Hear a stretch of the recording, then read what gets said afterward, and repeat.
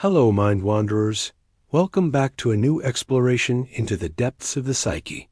This video is inspired by Martin Heidegger's ideas, paraphrased for clarity. What does it mean to be? Heidegger and the mystery of human existence. What does it mean to be? It's such a basic question, we rarely stop to ask it. Everything around us is the sky, the ground, your body, your thoughts. Even this sentence you're hearing right now, it exists. And that's strange, isn't it? What does it actually mean that anything, even just a sentence, is? We take it for granted. But underneath everything we know, everything we experience, there's this strange silent fact, being itself. And somehow, we've forgotten to ask about it. For thousands of years, philosophy has been obsessed with the what of things. What is a tree? What is time? What is truth, justice, the soul? Matter? We've cut things apart, studied their parts, given them names. We've built entire systems explaining the world. But in all that effort to understand things, something got left behind. We forgot to ask what it means for anything to be at all. Not what something is, but that it is. That's the real mystery. This isn't about word games. It's about the foundation of everything. Before there are facts, there is existence. Before there's knowledge, there's the silent presence of things. And we move through life mostly ignoring that fact, not because it doesn't matter, but because it's too close. Like your heartbeat, or air, or gravity. Being is always there, but it's rarely noticed. So how do we even begin to ask the question of being? We start by looking at the one being that can ask that question in the first place. There is a kind of being that doesn't just exist, but that relates to existence, that experiences it, that can wonder about it. That being is us. But to avoid all the baggage of words, like person or mind or self, we need a different word, a fresh one. Dasein, which literally means being there. It's not a label, it's a pointer, a way to describe the kind of being that doesn't just go through life, but is aware, in some strange, shifting, often unconscious way, of its own being, of its presence, of its time here. Dasein isn't an object. It's not something you can measure, weigh, or define. It's not just another thing among things. It's the one being that can step back and say, I am. And that small awareness changes everything. But this awareness isn't floating in space.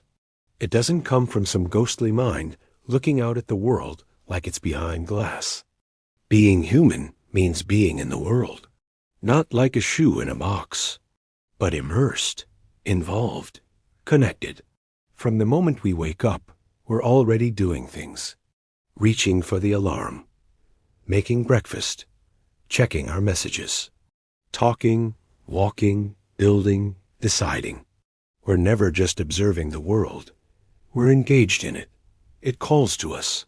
It matters to us. It shows up, not as data, but as meaning. Think of a coffee mug. You don't first see a ceramic object and then assign meaning to it. You see something to drink from, something useful. It fits in your hand. It's part of your morning rhythm. Its meaning is already there, built into how you relate to it. We don't just see things as objects.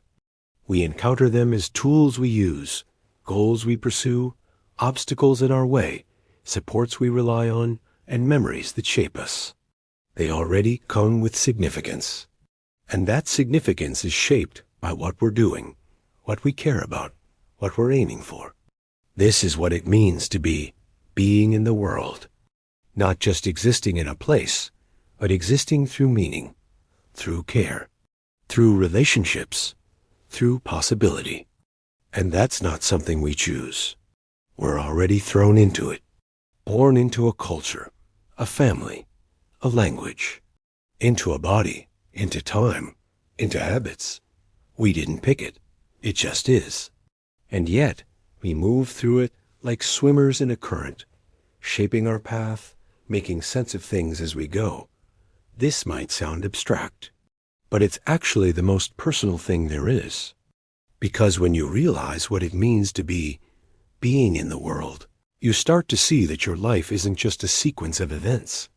It's a constant unfolding of possibilities. You're not just what you are right now. You're also what you could be, what you aim for, what you choose, what you refuse.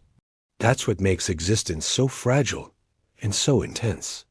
At every moment, you are projecting into the future, trying to become something.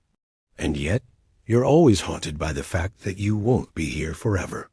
That time is running out. That death isn't just an event. It's the boundary that gives shape to everything you do. Life, then, becomes a question. Not one you ask with words, but one you live. But here's the thing. Most of the time, we don't live like that. We drift. We go with the flow.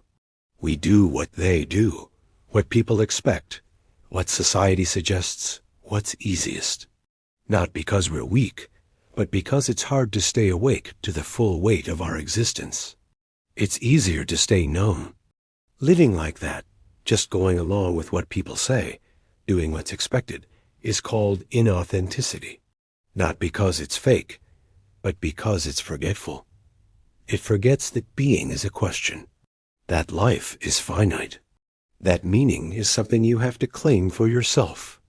But there are quiet, unsettling moments when that forgetfulness breaks, when a loved one dies, when you face a crisis, when you stare at the stars or sit alone at 3 a.m., wondering what you're doing with your life. In those moments, the background falls away, and you're faced with the raw, trembling fact. You are, but you won't always be, and no one else can live your life for you. That's the opening to authenticity. Not in a loud, heroic way, but in a simple and honest way. Seeing your life as a limited possibility and still choosing to stand inside it, to live deliberately, to stop running from being and start responding to it, not once, but over and over, as long as we're here. So, what does it mean to be? Maybe it means waking up each day inside a world we didn't choose, and yet choosing to meet it anyway. Maybe it means realizing that our time isn't something we have like a possession. It's something we are, and it's running out. Every moment not lived from that truth is a moment lost in fog. To be is not simply to exist. It's to stand open to existence, to be touched by it, moved by it, exposed to its weight. It's to walk through life with no blueprint, no guarantees, and still keep walking.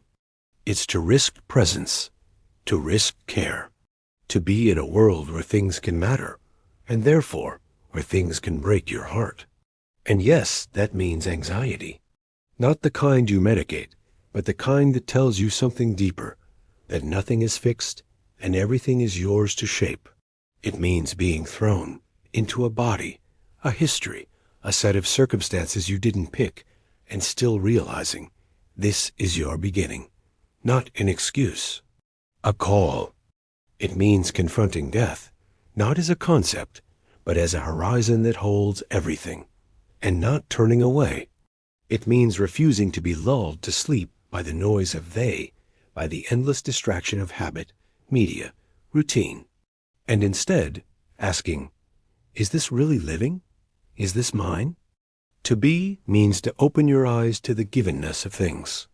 The way the world shows up before you, the way the morning light falls on the floor, the way silence waits behind every sound, and to respond not by explaining it away, but by being with it. To be means knowing the ground beneath you could fall away and still choosing to take the next step. It means letting being matter again, not as a word, not as a theory, but as that strange, silent depth that's been with you all along, in your breath, in your grief, in your wonder, in the way you sometimes stare at the ceiling at night and feel something you can't quite name. It means carrying the question, not like a riddle to solve, but like a flame to keep alive. It means learning to live in the clearing, where the familiar becomes strange, and the strange becomes intimate. It means learning to let be, to allow the world and yourself to unfold. And above all, it means this: to be is to stand inside the mystery while remaining awake within it. So now, it's your turn to take the leap. It's your turn to be.